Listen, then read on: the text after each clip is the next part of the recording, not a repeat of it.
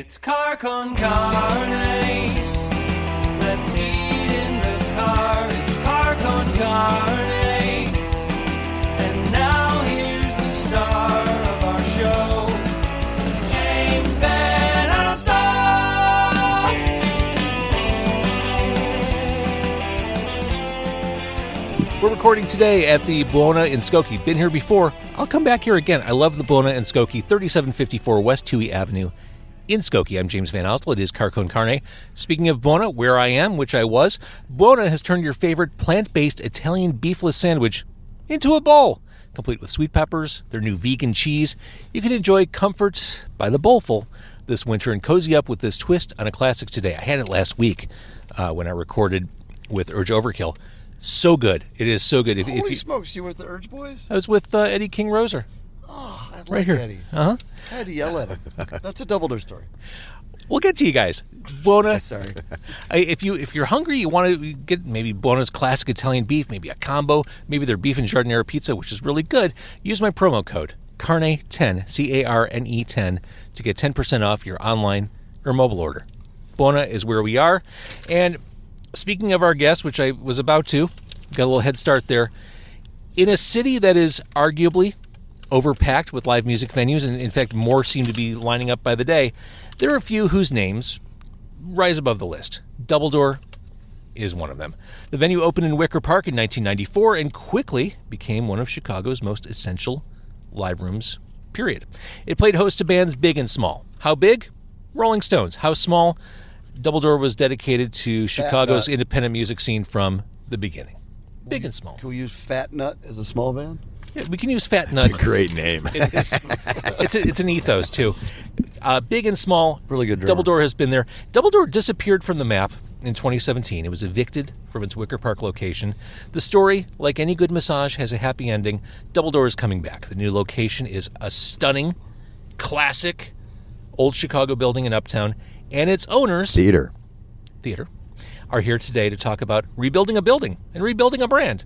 It is Sean Mulroney and Pete Bruce, my guests, the owners of Double Door. Here we are. We're recording on just a brutally cold January night. And here's a sign of the times. I felt like a hall monitor. I handed you guys COVID tests before you could get in the car. We had a cooling off period before we could come together. You know, it's always a great thing to get tested, but the downside of it for you now is that now, because you made me stick that swab up my nose, I can only refer to you as James Van Nostril. I've got to be honest, Pete Bruce of Double Door. That may be the first time I've ever heard that one. No joke. Leave it to me, man. James Van Asshole, heard that one. Oh, Van Nostril. How is that possible? You're a trendsetter. All right, so we're at Buona in Skokie. The second Sean Mulroney walked in the car, I just handed him a bag of hot, delightfully fragrant sandwiches. Pete Bruce in the back, you got the combo Buona beef with hot giardiniera on the side. So we're gonna get that to you. Exactly. I got Lightly the combo dipped. I got the combo with the giardiniera on it. Oh, well, because that's what tough guys do in Chicago. We put the giardiniera on. We don't. This appears. Yeah, but what you don't know is you get more, and then it's not spilling out on a thing. You can put it in there. Cheese fries. There you go, Pete. Cheese fries. Are those all the fries though? I got fries for both of us too. Yeah. I think you just handed Are them all the fries this in there? All the sandwiches feels here? like too many fries. And Okay, if you got that's what it cheese is. fries. This is always the most challenging part of Car con Carne. The cheese because all right, let's see what only they got one here. tub There is in no here. clue as to what's on that one. now you got yours should be bigger than both of ours. I You went got for a 10. there's two sets of fries in there. The small ones with the cheese. So we can go by size here. Those look like those are probably both. That's the what she combos. said. Uh-huh. Okay, this is these mine. I think the only way this is really That's not entertaining my for you, car. those that are tuning in on this, or either that or James will just blip me out. Oh no, I don't like editing. No editing? This is verite, dude. This is live to tape. Oh, live. Verde. Is that French? God bless you. Here, open that up and see if it's what you ordered. Let's see. Is it lightly dipped? I think that They're all dipped. Did you have a combo also? I did. Okay, so one is with peppers, one is without. You can feel by the weight Give me probably. your fries. All right. Here, this one feels heavier than I have this a one. cheese fry in my Let's hand. try that one. Yeah, you just got the straight up beef. That's the big one. That's over here. See, look at that. Oh yeah, that's definitely Combo's yours. a big one. So now it just comes down to who has the jardinera on and mine. who Yeah. doesn't. Yeah. So Pete, I'll let you. Well, James will let us know what's Yeah. going on here. I'll take a big bite out of it and then tell you what it is. This is Pete's. Okay. Pretty Bone of beef. sure. Bone of beef. So you need the jardinera. That was though. Melissa number 1. Who I got that from? You Oh yeah, got- this is definitely mine. Okay. Do you have the jardinera back there, Pete? Side of I jardinera? don't know. You knew. I'm only working as fast as one can. Take your time. Here's what the combo looks like with jardinera, as best as I can hold it up. This is a work of art. This is a beautiful thing. I like the Buena beef. Oh my God, it's You know, so Aldi, good. you can get it frozen. You can. They have it packaged at Aldi, which is delightful. Mm-hmm. But there's nothing like coming here, getting it with the French roll, all au jus, Yeah. and the jardinera. I love it. Those of us who have been in Chicago for more than a minute are familiar with Double Door, with its original location. For those who maybe are new to Chicago, I mean, it's been almost 5 years, right? Yeah. What was Double Door in Wicker Park, and what is it going to be? Well, Double Door in Wicker Parks, it was. I tell this story and it gets better every time. I like to tell Well, myself. I can't wait for this then. So, what happened is I'll open a little bar in the Ukrainian village at Damon and Thomas called Sweet Alice, and Oh yeah. we wanted to take over the other side of the property and open a little music room. But Was we that were, with Joe Hathaway? yeah. But Jim Lasky, Joe Hathaway, and Rich Jim Kiewit. Lasky too? Yeah, Jim. I'm not going I to do grew that. up with him. Yeah. Well, good for you. Any rate, we wanted to do live music there, and it just didn't. The property didn't allow it. We tried it, and we kept getting shut down because the neighbors upstairs complained. So we had the opportunity to take the Main Street's pub and Double Door Liquors in Wicker Park. An old guy named Harry Strauss owned it, and me and my cousin sat and drank shitty beer with Harry Strauss for about 8 weeks straight. He made us pay for every beer, including the ones he drank. And at the end of the day, he said, all these people came in and all these big shots. They want this building. He's like, but I like you guys because you pay for your beer. So That was if I the just- secret, yeah. Yeah, it was a funny place. It had a right angle pool table and one up in the front and some tanning beds. And then it was the liquor store. And the back was an old tavern with a stage on the Damon side that had wagon wheels. Wow. It was a country and western bar. Get out. Swear to God. It was they called it in the local police call it the bucket of blood. It was an outlaw hangout. I had no Country idea. bar? I had no idea. The Double Door location that we all know, that was an outlaw hangout. Mm-hmm. Yeah. I love these stories. Wow. So the other thing that was kind of funny is that the building that Double Door in was an old SRO. For those of you that aren't familiar, that's a single room occupancy, rooms by the week, so to speak. It's more of a one-star hotel. I don't think stars are appropriate. But at any rate, the the funny thing is it was empty and been gutted. Wicker Park back in those days, which this have been 93, wasn't really a very nice place. There was celebratory gunfire on the weekends and hookers on North Avenue around the corner. They were using the upstairs of the empty building as a place to consummate the deal that they struck on the lower levels. So, Wait, so it was a bordello? no, it was just empty rooms that the hookers used. Wow, okay. So all the trades guys would, when they'd get off work at 3 o'clock bell, they'd head over to get some, they would drink at the Main Street's pub, and they would get some hookers and go upstairs, and they'd come back down, next guy go up. So the working girls were in the neighborhood, which was, was good for some of our workers while we were building out. But ultimately, the reason the guy sold the business to us was to use the money to build out the upstairs and turn it into rental apartments. Mm-hmm. All right, we did it. We built it out with just a bunch of buddies. I literally tiled the bathrooms and painted the walls myself, a task that Pete would relish and I would never like to do again. I was going to say, prove it. Prove it. Oh, I can cut tile. I know how to use a Prove good it. grout. Let's start out with hammering a nail. Hammering is one of the things I do really well. If you'd like to ask around. Let's keep it PG. At any rate, we kicked off with Lloyd Cole the first several love Lloyd nights. Cole, by the I way. do too. And he's such a nice guy, except he was bitching about the air conditioning, because there wasn't any. It was hot as hell in there. And then I think we had G Love, Smashing Pumpkins. It was a nice first month to roll out a really great music, and we just And this never was looked back. 1994. 1994 in June, I believe. Now, I mean, timing is everything in everything. The timing of opening up that room in Chicago that year, I mean, you dropped it right at ground zero of everything that was going on culturally. Mm-hmm. Were you a visionary, or was it just happy accident? I've been a happy accident guy my whole life. Anyway, we rolled out. Didn't really know what we were doing. It just felt magical because the room looked old and crummy, but sounded great. I love that room. We got great bands because having played in bands and done bad band tours, I realized that you had to have 3 dressing rooms so the bands wouldn't steal beer from each other. Nothing worse than being the opening band and coming back to your dressing room and having nothing going, or the headliner and definitely nothing left. Yeah. So by putting a few extra dressing rooms in and have good sound, lights, and production, we got on the map, and we never looked back. It was a magical place for me, and since we've been closed, I found out a magical place for a lot of other people. A magical place for all of us. Yeah. I mentioned the size, the extraordinary bigness of some of the artists. Just who as performed there. magical as the parking lot of Buena. Buona and Skokie, there was something special to this on a cold January. Rolling Stones played Doubledore. They did. Kanye played Doubledore.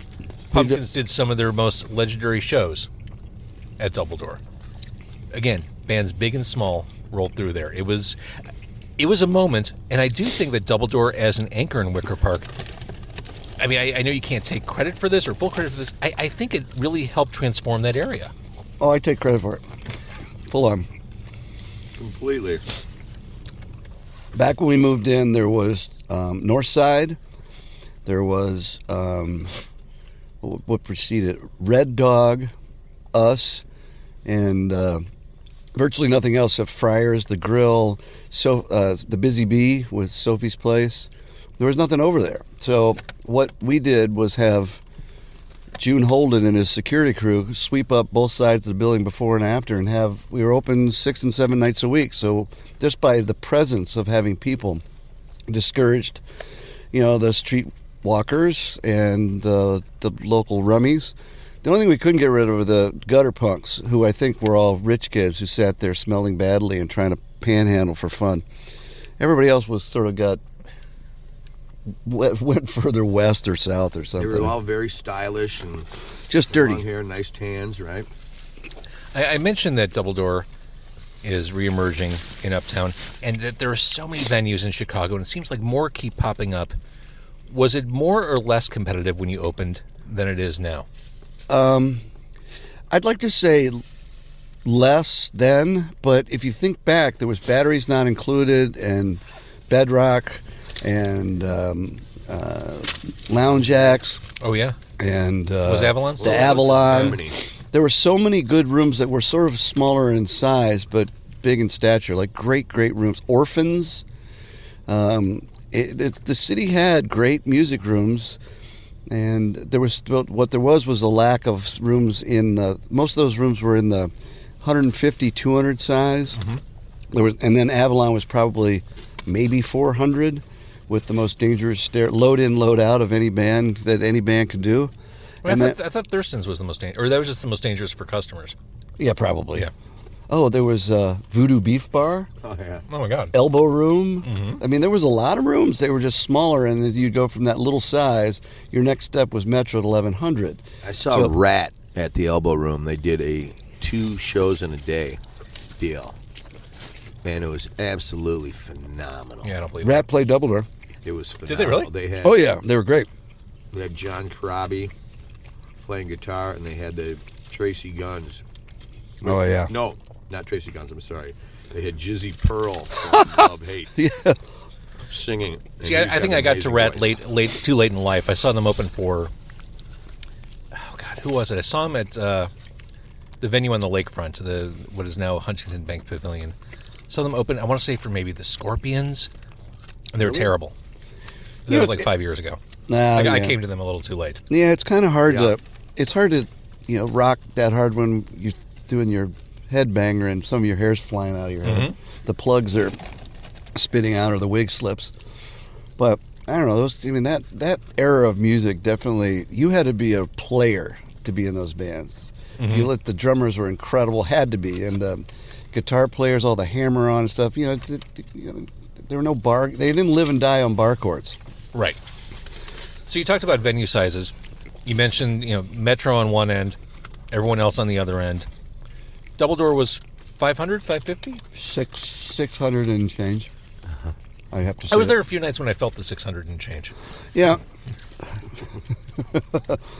Freddie Jones Band. Some of those bands were like they ran the door themselves, and we're looking like they're in the back door. They're just $20 a head taken. They must have made a gazillion dollars, and we were like, holy smokes, you guys! They're entrepreneurs. Mm-hmm. They're business people. You got to support their business acumen. Where's that hippie vibe? Right, where everyone shares and benefits from the creative and artistic performance. So Double Door went away in 2017. The legal battles are well documented. And frankly, at this point, I don't think they're as interesting as the fact that Double Door is reemerging. You got this building, this old theater in Uptown. It's at the corner of Wilson and Broadway. It's gorgeous. I can't, when I first walked in there, guys, I can't believe that no one else had grabbed this before you. Yeah, me That either. just sat dormant. It wasn't really available though. It was empty for 15 years. Yeah, but Cedar now- guys owned it, and they weren't selling it because they were going to develop it. But then one of the poor guys passed away. One of the founding partners.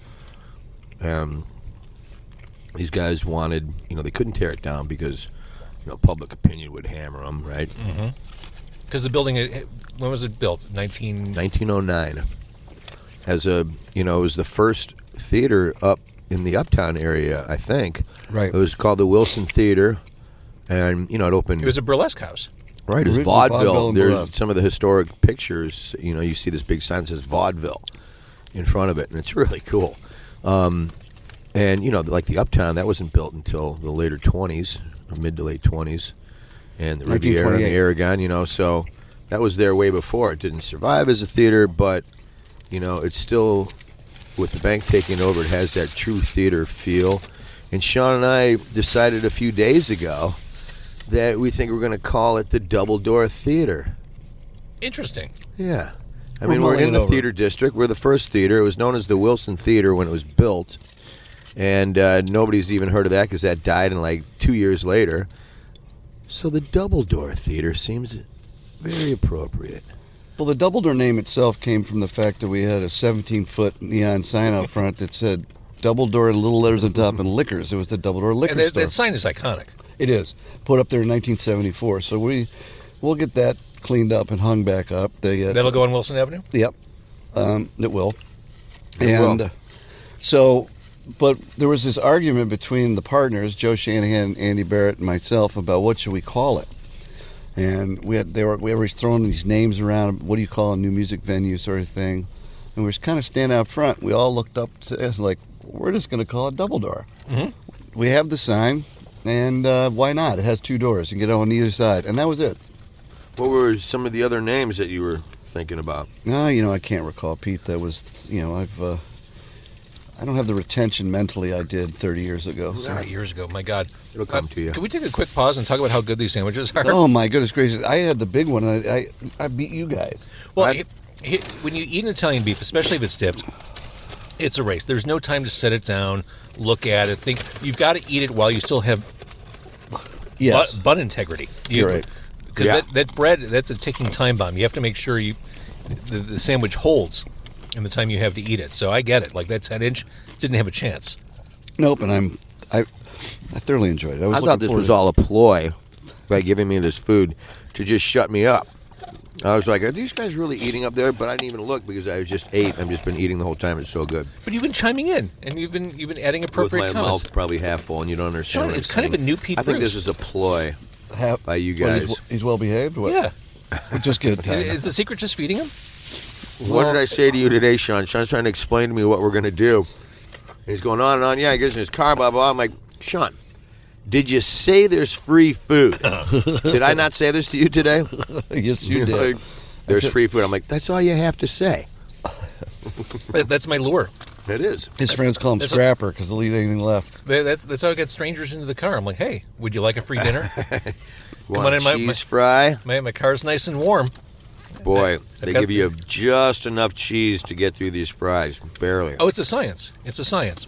So the new thing that I just learned, that we all just learned, is this possibility for the Double Door Theater. I mean, did you say it? Is that official? Is that what? I think so. I'm going to say it's official, right, Sean? Well, I'm mulling it over, but I'm not disagreeing. Did you at say this you're point. mulling it over? That's what I do, Pete. That's what everyone does when they think. Jesus, Sean. No, I got to go.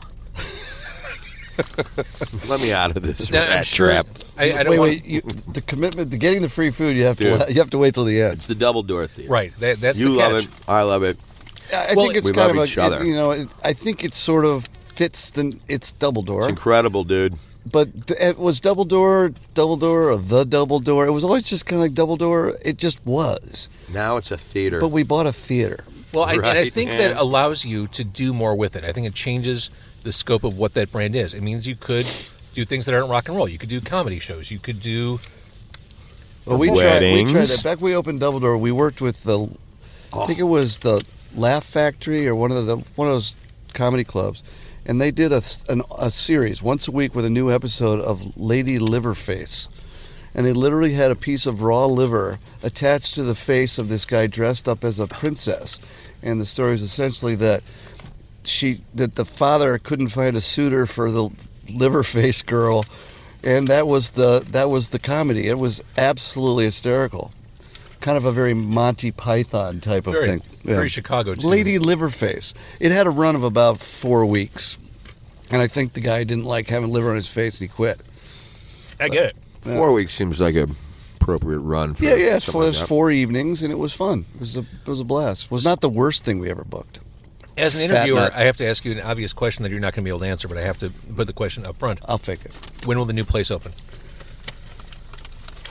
We're shooting. It's a moving target. This COVID reinsurgence definitely creates a Tell hiccup. them what we're shooting for. We want to be open on Halloween. Yes. And you know what idea I had the other day? And maybe you guys can help. We need to get Ministry to play their pre-1990 music. Just, Work for Love, Halloween. I mean, Al. Somebody knows Al, right? I do not know Al. Well, I will go find him. He's been to my house once back in the day. Yeah. I don't know what that says about him. I'm pretty sure I know what it says about you. Those are two of the greatest songs ever.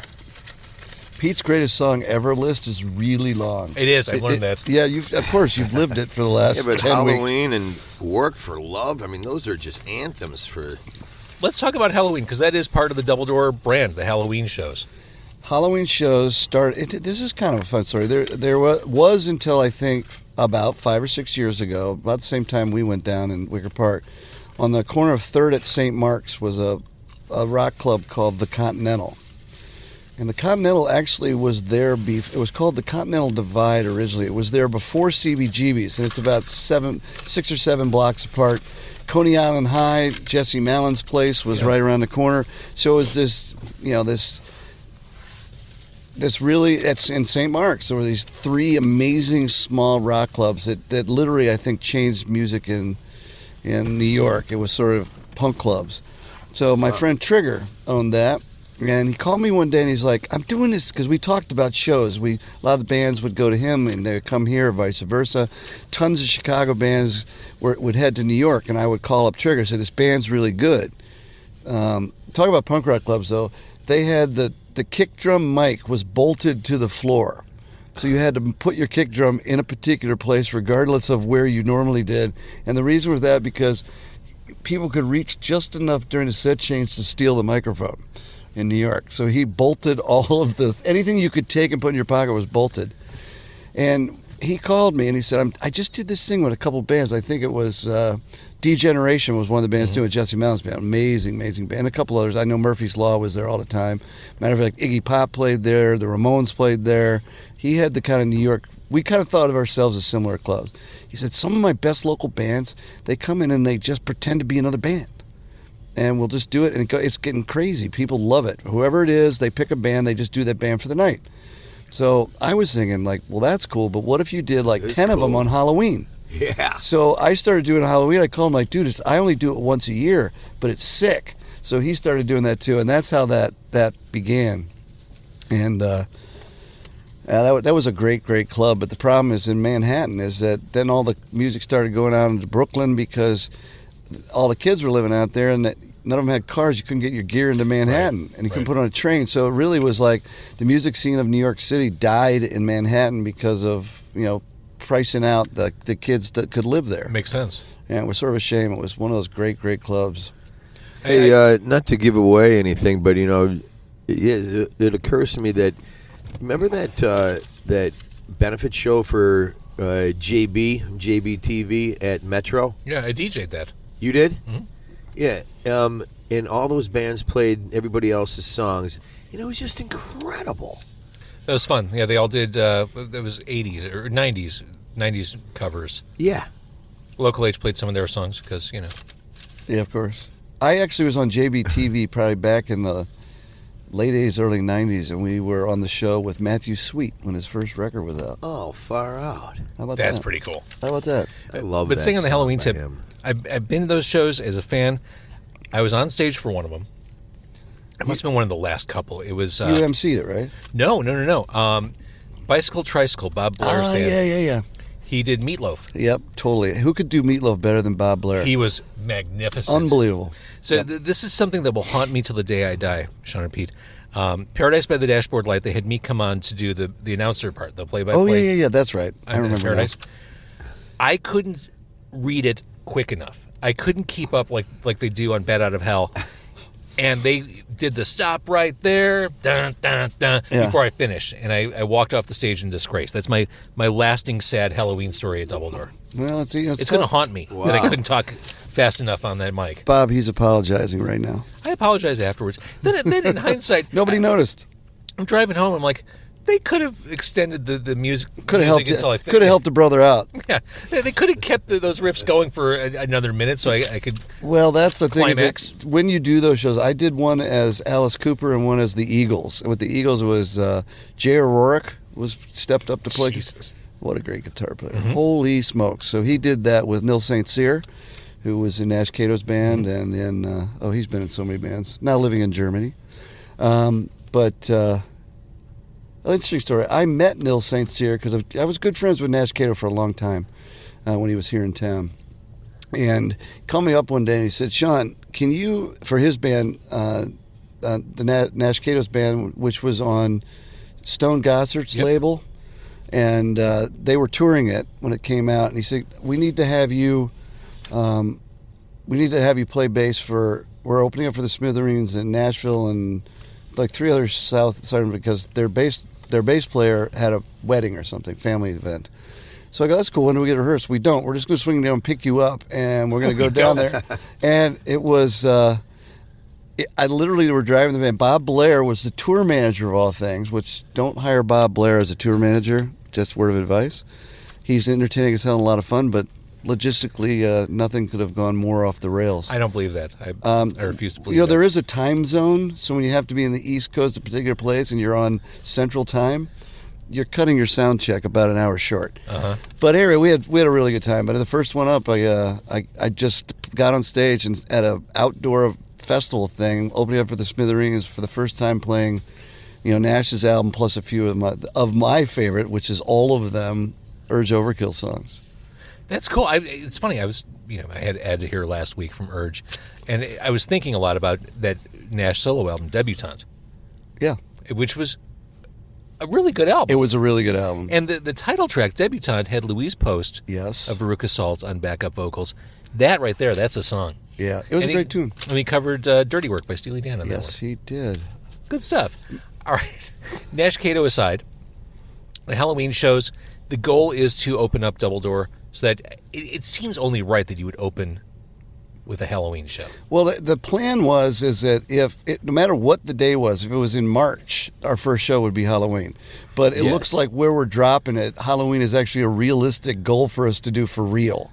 And the thing would be to do that. And we have some, special guests that have expressed interest in playing, one of which you Fat interviewed Nut? recently. And Fat Nut's not together anymore. I wonder what happened to those guys. I bet Fat Nut would get back together for. I bet they would. Yeah, A Halloween show, and if things keep trucking along in the direction that we think they may be going, it could just get out of control. Like, we could be able to pull some really big names and put on a serious whole production for a night or two, right? Yep. We will.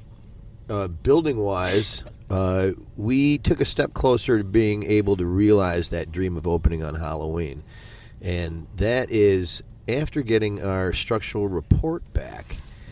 I'm looking. I'm just like no, and no. So the stuff they wanted us to build and build out, and it's just, we're going to do our big balconies and mezzanines, right? And it was a massive undertaking. It would just add so much time, so much money, and crush the sight lines. Right, and you know something? It just wasn't cool, and it never felt right. And after getting the structural, this is all new to me. This is all new to everybody. This is brand new. This is brand new. This is 2 days old, and I'm thinking to myself, I never, those balconies and mezzanines running across the sides never felt right. And I cut that top one in half, right, because I didn't want to feel like a prison. Let me interrupt you real quick, Pete. What people who are watching or listening may not know, when it comes to the architecture, the build-out, all that is your world. Like Sean's the guy he's the history, he's the friend to all Sean, artists. Both of you guys, I can't believe listening to you guys and your knowledge of music and people and bands and albums and songs. It is mind-boggling to me. You guys are really something. I shouldn't even be. Well, Pete, you are this brilliant. You are Bob the Builder made manifest. Well, I love designing the big, cool lofts, and that's what I've done for 35 years. I've lived in these giant warehouses and just made them super cool. Well, this is what Pete does, just to give a little sense. So he's been installing the second row of heaters so that we are, because with this cold, we're in thinking of our next show and just even the building out, keeping the winter workable. Pete's been there, I don't know, probably, what do you get there, 7 o'clock this morning or something? 8. And then so I was to pick him up at 7:30 to meet you here for this wonderful meal at the Point of Beef in Skokie. Do you mean it? Do you mean that's wonderful? This one is wonderful. Okay. I couldn't tell if you're I think this might be the best point I've ever been to. I agree. It was perfect. It's accessible. Except for them forgetting my hot papers. It really was. Well, I helped you out with that. Yeah. So anyway, I pull up at 7:31 in front of the new double door, and I call Pete, and I could tell he's groggy, and he's like going, I had to put it down for a minute. I got to get my shoes on. I go, get your shoes on and get out of here. So it was cold in there, so he took the scissors lift, put some couch pillows on it, and moved the scissor lift up to the heater in the ceiling. So he took a nap at 20-some feet in the air on a scissor lift. I did. That's fantastic. It was 110 degrees under. I woke up but I woke up thawed out because I was frozen. Well, this is interesting because I've been to your loft, Pete. Yeah. I think you may be part bird. You may be avian because you have a similar setup in your loft, like perched above. Oh yeah, your bed loft up there. Yeah, that was actually built just to cover a stairway, and then it's like, why not put a window there? And look at my big, beautiful cottonwood tree, and look at nature. Look at the moon and the stars. But no, it's just all about building little spaces out, and and having the big space to do it. And this being purposeful and awesome. We're going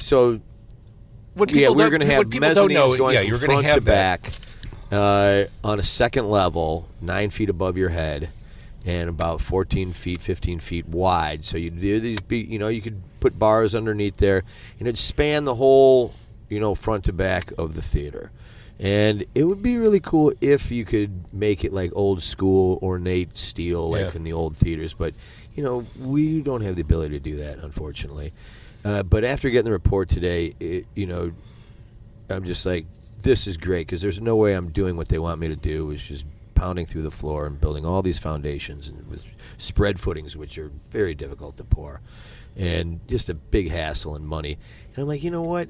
I'm like, Sean, you got to get over here. Sean comes over, and he read the report, and we're just like, we got to eliminate. We're gonna move these balconies back to what was the original idea of basically like opera boxes in the back. Yeah. And the place just stays more open, more cool, and we can try to get it done by Halloween. Well, and I think there's a lesson there for anyone starting their own business, operating their own business, you have to be flexible. You have to allow yourself, you have to be able to kill sacred cows, which is and you need to have a Pete. Thanks, Sean. You're welcome, Pete. Yeah, so it's going to be even cooler. It's going to be way cooler. And our architect came in to sort of explain the bad news, which we already decided was good news. And he said, "You're the best part about it. You're not messing with any of this beautiful stuff that's out there. You're not going to touch the beauty of this building. You're going to accent it. So, and it's not going to affect the amount of people we can have. It's just reassessing where they're going to be. It's incredible. I mean, it will by Who cares? I mean, don't use real numbers, Pete. A significant number, but we don't care. No. Well, and I think you said it. Walking into this room, it is this classic Chicago building. Having more focus on all the visual interest of this room, Yep. I think is a great thing for the people who go there. I mean, it's not going to be like the Aragon or the Riv, and not even close to something like the Uptown, but it's going to be like a junior version with that same feel, and that's what the whole thing about the double door. It's like people say, well, what's in a name? Can you recreate that? Like, yeah, it's going to be better. Yeah, like the Vic. It's more Vic-ish. Okay. They have those opera boxes that are kind of on each Won't side. be as nice as the Vic. Yeah, well. Yeah. Oh, yeah. Pete, come on. Dude, The don't Vic sell is yourself short. incredible. Pete, my partner. Those are, Sean. I keep it real all the time. You know that. I mean, those you are, keep it Pete real. Doesn't mean it's real. actual There's- factually dude, it's a real. qualified those real. 4 beautiful opera boxes. Yep. Are we gonna have something like that? No. Those little stairs going up to them. No. Yeah, but you couldn't do that today. It wouldn't pass Right, I know. code. Yeah. That's That's why the thing. That's why the Vic is so cool. Yeah, I get it. So, And this- plus Billy Idol, he looked up at me and we gave each other the. well, that's right. fist You went to twirl. Billy Idol. That was Yeah, good. we're hanging right over the edge of the stage, the side of the stage in that opera box, that first one. That's where I was Best for seat. Adamant at the Vic. It's the best seat in the world. Holy crap. Yeah. And the wait, and I'm like, Sean, what do you want to drink? And I'm getting up to get a drink. All of a sudden, here's a pretty waitress. Hi, guys. I'm like, whoa. What? And she came right when I was finishing all 3 drinks. Right before I finished them, there she was. Incredible. Thank you, Nick Miller. Is you, the Nick story really Miller. is the story really that you just had an attractive waitress with good timing? Yes. Okay. And he was close enough that he thought Perfect timing. that he actually believed that he was waving at Billy Idol. What are you talking about? You saw it. I did. I totally agree with I mean, I was doing the iconic Billy Idol fist twirl, no, just a twirl, yeah, right? And I'm doing it hanging over the opera box, and the dude looked right up at me and was like, oh, yeah, starts laughing and gives me the fist, and, me and Billy, if we meet, we will be bros. I've only seen Billy Idol once, and it was at the UIC Pavilion. It's probably 1986. Whiplash Smile. Thank you. Yeah. Not a great album, but I mean, it's Billy Idol. Well, the other thing is that it was got a just him couple and of Steve good ones Stevens on there. acoustic. Oh, right. That's And they pulled it off. Steve Stevens is such a good guitar player. So it was just one guitar and Billy Idol singing. And the best part, he was telling stories about the time that he came up and, the whole Mods Rockers thing and the punk scene and all that. So as you got this history of London and the English, when, the punks, the kids had nothing and what they found this lifestyle. And it was really kind of cool. And he looked great. He looked great. Steve Stevens looked a little bit like every girl that sits at the bar at Liars Club. But sorry, everybody at Liars Club. I saw many Hot and dirty. a fetching lass. at No, Lions that's Club. true. That's absolutely true. I'm just trying to. It's my sense of humor. Maybe you're looking at Herb. That's realistic. I'm just being real. You are Keeping it real. Keeping it real. All Why right, so this do building, anything else? you've been having these Sunday sessions Yes. since September, where biweekly you've opened the doors. It's kind of like this informal open house. Like people who've been interested, or maybe friends of Double Door, have been able to walk in, scope out the new place, and you've popped some live bands in there, Good ones. really good ones. Holy smokes! have we had Every good 2 bands. weeks. Yeah. But it's been kind of fun for people to come in and watch the space evolve. I mean, I've never experienced anything like this. To be at the ground level of this transformation of a building, the rebirth of a brand, it's pretty cool. And I guess the question is, what made you want to be so transparent about the build-out and inviting people in? Well, James, I'm going to give a little nod to you. We started bouncing this idea around, and it sort of just evolved. R.B. Green came to me, and he said, I'd like to be involved. Maybe we could do this thing where I play, and it just kind of like so R.B. Green, one of my favorite guitar players, who as a result of this I've now been jamming with on a regular basis. Nice. And Larry Beers, one of the best drummers in town. So having a ball with those guys, but it was an idea from Martin Simic, who is one of Chicago's best rock band poster artists. He did tons and tons of posters for bands at Double Door, Liars Club, Metro, all the jam shows. He's just one of Tom Skillicorn and Martin Simic, probably two best poster artists in town. And so he called and he had an idea. We got started with RB. Then you came in the mix. Pete starts talking, and we're like, well, heck, why don't we just do this thing? Well, I originally said I just wanted a band rehearsals, right, to just play while I was working, because I just want to hear live music, give somebody a live. Sean's like, that's a good idea, but we're going to take that up about 5 notches. Yeah, Sean's like, no one wants to listen to bands jam or rehearse. Well, yeah, not every day or even every other week. Sometimes. But, if I had my way, no band would play more than 35 minutes. I don't think I'd see the good Lord Jesus Christ talk for more than 15 or 20 minutes. Here's my goal for when we all emerge from this COVID fog. One headliner, one opening band. Can you commit to that at Double Door? No That's way. It. And I'll tell you why. You have to sell enough drinks to pay the rent. And if you have 2 bands come in, that means they each play 45 minutes. You got an hour and a half music, and you're done. So the opening band, nobody's ever there for them, but they get a chance to try out, to strut their stuff. And what it does is it keeps people in the room. It's because we are not a nightclub. We are a venue. So I think this one will. Well, we're like a hybrid. Yeah. I mean, we are. We are. I mean, not a nightclub, but you're the Prius. We of will local have the music venues. downstairs lounge, which will fit, 100 people. Yeah, and that's pretty we will badass. have, DJs down there. I plan on having my, 80s Chicago house night there, because I grew up just a total house freak from ground zero. And little Frankie Knuckles and Vince Lawrence and the crew. Yeah, we'll do it all. So Adonis. It'll be a good hybrid. Who else can I think of? You're doing pretty good with the name dropping. I am, man. Well, let's talk a little bit about that basement area you just mentioned, Pete. Yeah. So this cool. building, the main floor, you kind of talked about the space, and you're not going to do those mezzanines. Downstairs, after it was a theater, it was a bank. Yeah. And there is a giant bank vault. Yes. Downstairs with a door that looks like it's straight out of like an Ocean's 11 caper movie. That door was created because of Bonnie and Clyde. They're like, okay, or we Dillinger, yeah, right. We need to make something completely impregnable, and there's no way you could ever get through that door.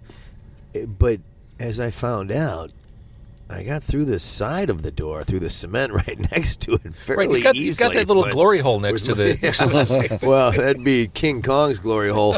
But Oh, glory! It was, modern tools, of course, but not really that modern. I mean, a saw, a jackhammer, and a torch. But that was like a day, right? It's not like It took me 3 hours, and I got into that main vault. But anyway, we're going to open up that, and not the entire vault, but the 2 walls to the side. We'll open up the big vault door. It's 6 feet high. It weighs probably 18 to 20 tons. Sure. Of solid stainless Because steel. you can't actually get rid of it. You can't. It has You couldn't even if I wanted to, but I don't Right. want to, of course. So I'll open that up. It'll be, and it's in pristine condition. I mean, it's mint. It's a And showstopper when the people outside go down of there. it, that's not. I'll polish that up, and it's an amazing piece of machinery and engineering. It's just mind-boggling, and so we'll open up that whole vault room. It's a pretty big vault room. It's about maybe 14 feet, maybe 12 feet. Deep and about 40 feet wide, so that'll be a whole bar back there. Oh my God. We'll leave the, bunch of we'll figure out something cool to do with all those safe deposit boxes, because just having them there is like, been there, done that. But we'll figure out something cool with that, and that'll be a whole bar. And then there's the forward area. I I haven't been in there. Sean? What do you call the The when you can stick a little band there, it's called a Oh, the little Presidium. the Presidium. Presidium? Yeah. Yeah, we've got a little Presidium down there in the basement, which is like what? It's this tapered terracotta. Yeah. And it's set back like 3 feet. It's perfect for Yeah, you like a can do- little duet. You can do all kinds of cool stuff down anything. there. I mean, Well, comedian, anything. It's going to be like we did with the door number 3 or the Dirt Room at Double Door, where on a cold February night when there's nobody playing upstairs that can fill a room, you don't open the upstairs and you open the downstairs, and you can do amazing stuff. Yeah. Whether it's we did full bands. You don't have to dumb it down in a smaller room, because if you think about it, the way the drawing show will be about 120 and 140 down there, and by golly, that's not that much smaller than, say, Beat Kitchen, for Right. example. So, or the Hideout, it's pretty bigger than that. So we will be able to do. Well, we used to do Fabitat, the drag queen show, and we did Simmer down with the reggae thing, and we had residencies in that room that were just incredibly fun. We're doing all of the above. Yes, we say no to nothing unless it sucks. I saw the band Streets on Fire down in your Dirt Room. Chadwick is the lead singer, and man, he did this version of Transmission that just got me off my rocker. It was just amazing. That's my best memory of that downstairs. When we first started talking tonight about the original Double Door in Wicker Park, I mentioned that location, that venue, that touchstone kind of transformed Wicker Park culturally. I mean, High Fidelity decided it was cool enough to film there. I really believe, and I don't think this is overly ambitious, I really believe the new space is going to do the same thing for Uptown. Yeah. I agree, and I think the community up there is embracing us for that reason. But back to Jack Black. Oh, Jack Black. So we did a show. I'm going to tie in all kinds of things. Right? We did a show on a Valentine's Day, and the headliner was Urge Overkill, and with a Do all roads lead back to Nash Cato? Is that today it is. Okay. And I haven't given you my King Roger story yet, but matter of fact, this is the same night. So they're headlining and a secret show. It was Jack Black doing Tenacious D. Mm-hmm. Oh, wow. Was the opening act, but nobody was supposed to know that. I had dinner with Jack Black that night. But the best part about Jack Black is he is that guy to a certain extent. You know, he's not on 10, but he's probably on 7 all the time. And he came in. He's like, "I've seen this place before." And I go, "Well, there was a movie here filmed before we had it, filmed with Patrick Swayze." He goes, "Next of Kin." No way. And I go, "You're right." He goes, "I knew I've seen this place before." Wow. I love that with that movie. one hint, he got it. So he was just like all about the fact. We did there were a lot of movies and television shows shot in there over the years, and weddings and so forth. But Jack Black was like, "I knew it. I knew this was the place." So I don't know if you know, but the girl who played the bass player in School of Rock is the daughter of Downtown Larry Brown. And so they came in, and it was the first time she'd seen Jack Black since the movie was released. And it was like a little homecoming there, too. So that said, I'll go back to King Roger, Ed, who was on stage, and he's a charming fellow, but can be a crabby fuck. So that usually means he and Nash are fighting. So knowing both those guys for decades, I've seen both sides. Anyway, he's crabby, and he's up there doing the sound check, and I was checking out. I probably cocktailed up a little bit because it was going to be a great night, and it's a weekend, and I could do that. But he starts bitching. He's like, "Is there anything can you guys fix this fucking sound system? This sound system fucking sucks." And I stood there right in front of him. I go, "It was good enough for the Rolling Stones." Nice. And he came up to me after, was like, "Dude, you got me. I'm sorry I crabbed on you." And it was. The Rolling Stones did a club show there. I'm sure you get asked about that all the time. I think I asked you about it recently. What's your takeaway from that night? I mean, it's a one-in-a-kind thing. Yeah. Memory. Yeah, we've had a couple of those. You named some at the start of this show, but the thing about that was I was playing golf in some southern suburb, and I get a phone call from the office manager saying, "Jam Productions called, wanted to know if we would kick the show tomorrow night for Motley Crue." And I'm like, "Sure." And then she called back and was like, "Well, Harry Witz is here with Jerry Michelson and Joe Shanahan. They're walking around. Now you're throwing names out people may not know. Okay, Jerry Michelson owns Jam. Harry Witz owned a company called DB Sound. He did, and I'm going to tell you about it here, so keep that in mind. He did the sound for Double Door, as a matter of fact, which is why it sounds so good. And then Joe Shanahan, who owns Metro and G-Man, was my partner at the original Double Door. So we get a phone call. I'm playing golf with our third partner, Andy Barrett, and we get the phone call. She calls back shortly. He's like, well, they just showed up, and it's with Harry Witz, Jerry Michelson. And I go, it's not Motley Crue, because Harry Witz has nothing to do with Motley Crue. Allman Brothers, Aerosmith, Rolling Stones, I go down the list, but I know it was not Motley Crue. I mean, it's going to be the Stones. And sure enough, we got the go-ahead. They looked at the Park West, the Metro, and Double Door as a place to play. And their shtick back then, I think even until not the last tour before, whatever city they start their tour in, they do a club show. Mm-hmm. And they would have done Park West had Dale Niedermeyer still owned it. Oh, good call. Because he was good friends with the Stones. Mm-hmm. And, yep. You know what happened then. There we go. Any rate, they were walking around, and I called it. I'm like that. So at about 7 o'clock at night, they said, "Can you move a show?"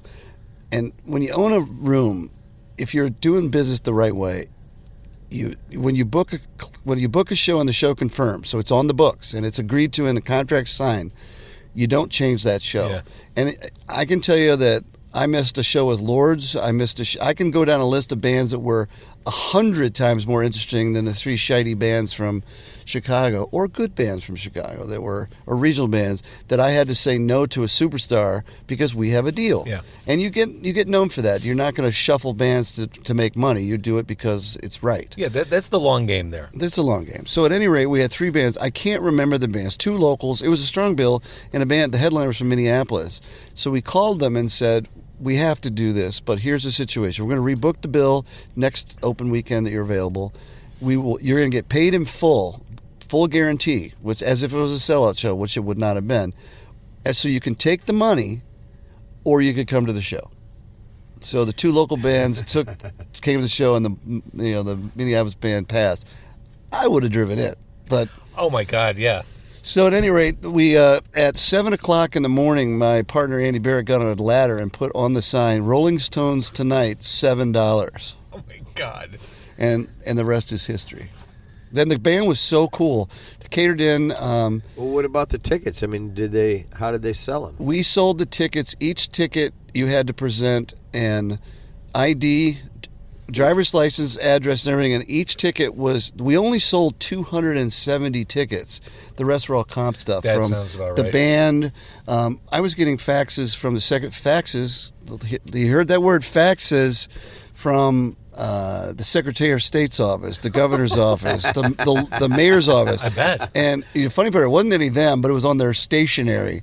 And we're just like handed them off to the Stones guys, and they're like, nope, this is for fans. Anybody, if they can get on the list, they know us.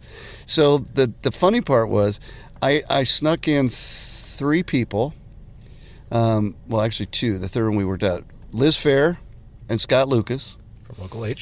From Local H. Both of them I snuck in. And then Chris Chelios was standing out in the back on his tippy toes. He's like, Sean, I've known him. Pete knows him too. It's just, he's a good guy. Anyway, he's like, Sean, I can't get in. And I'm like, dude, you're Chris Chelios. Why don't you just call Jerry from Jim? He's like, I fucked up. I was supposed to play a Pro-Am golf tournament today, and I blew it off. So he asked me one time to take his place in like the Butkus golf Pro-Am golf tournament of the Chicago Police or something. I didn't. I couldn't, but I wish I did. So Chelios was too sheepish to ask. No, he said I tried. They won't take my call. Oh my so God. I go into. I see Jerry. I walk in. Jerry, like, Chelios is outside. He really wants to come. He goes, fuck him. And I go, come on, dude. It's just Chris Chelios. He's like, fuck him. He blew me off today. And he goes, just make him sweat for a while. He's just like, wait, I'm doing the best I can. Just wait. And in about 45 minutes or not, this is like in the middle of the day. This is hours. Yeah. And he's standing out there. Of course, everybody's recognizing him, and he's feeling like an ass because he can't get in the show. Sure enough, Jerry goes, all right, you're in. But the best part was, this was Jordan Era Bulls too. Yeah. So we got a call. A lot of these guys came to see Liquid Soul every Sunday, so we knew them all. And my head of security, June Holden, is a XXX shirt. So we had a whole stack of XXX security, double door security shirts. And we gave, I think there were 4 or 5 of those guys got T-shirts that said double door security and got in with their T-shirts.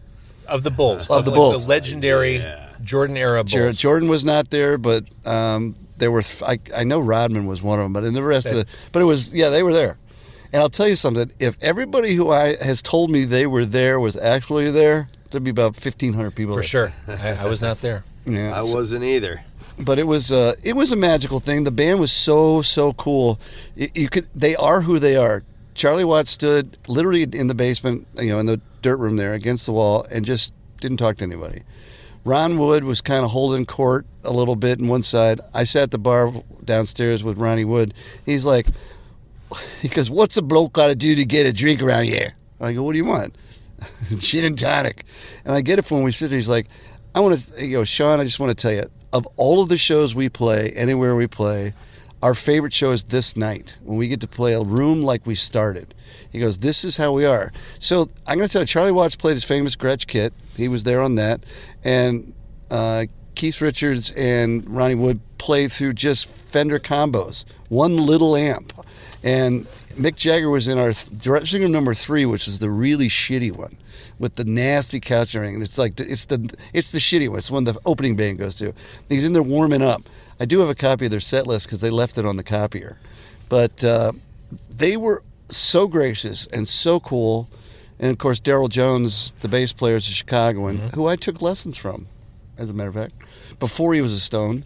But it was just one of those great nights. And afterwards, they came in and the vans out front walked in. They stopped on the sidewalk and waved to everybody. And on the way out, they did the same thing. So we'd open the doors up, and the Mounties, the Chicago Police Mounted Patrol, was all there keeping. But there were thousands of people on Milwaukee Avenue just listening.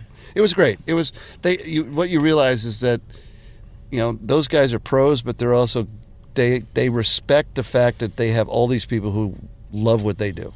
They get it. And the Rolling Stones, when they first came to America, they wanted to come to Chicago. Yes. They wanted to go to Chess. Yes. Chicago was the destination when they were just starting out. So I'm sure just the city at large is special to them. Forget the first night of the tour. There's something very meaningful to them. Well, the last time, their last show in Chicago at Soldier Field again, Mick gave a shout out to Double Door. As the last time they were in town, they played, the last time he played a small club. He shouted out. did, didn't he? Yes, he did. Yeah, I saw that. That was a sweltering night Yeah. at Soldier Field. I was there for that too. Yeah.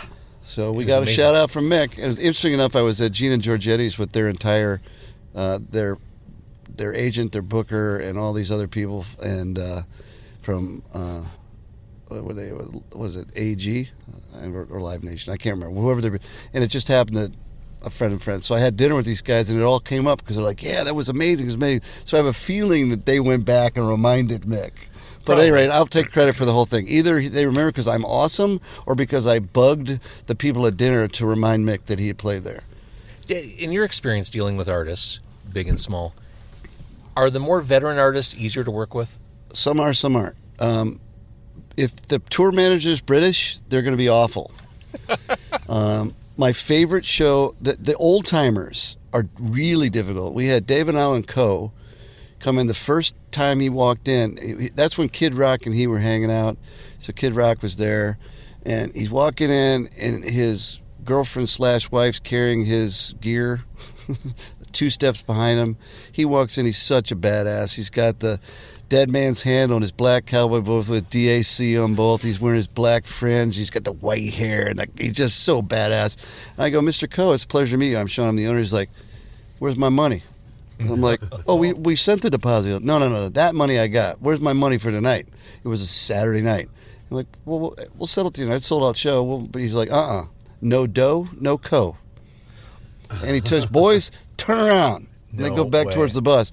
I'm like, "Well, give me a minute. I didn't have that kind of cash. We already deposited it from Friday night." So I called Nick Miller from Jam, like, "Nick, I'm in trouble, dude. This was not a Jam show." He goes, and it was, I don't know, $8,000 or $10,000. I don't know, whatever it was. It was the guarantee. And He goes, hang on. And they message over the cash to pay David Allen Coe. Jesus. David Allen Coe. No dough, no co. And it was a fabulous show. He played with us 3 times. It was like, I think everybody wanted every Perfect Country Song, every fucking drunk fraternity boy was there the first time, and they go, well, I saw it. So the next 2 shows were a little less attended. I lost money on the 3rd one, which I rarely ever did. No dough, no co. Yeah, that's a good shit. That's a good story. Always be wary of people who refer to themselves in the 3rd person. All right, we'll let that one go. It's a life Did rule. we order dessert? Yeah, what is it over? Is dinner over? I will say that this concludes our shared dining, but the Buona menu is vast and it's exciting. They have rainbow cone cake. Mm-hmm. If you like rainbow cone, it's in cake form here. It's fantastic.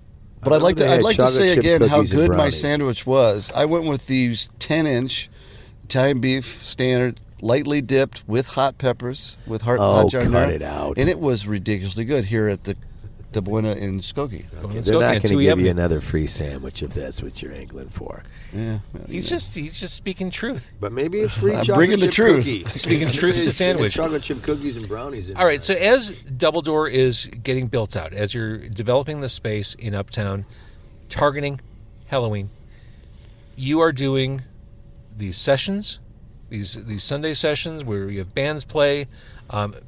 Most recently, we had, what was it, Mystery Actions. It was Nathan Graham and Super Kick played right before the holidays. I think Nathan Graham, he was unbelievable. That's what everyone says every time he plays. Was great. Unbelievable. Every time he plays. And such a nice guy.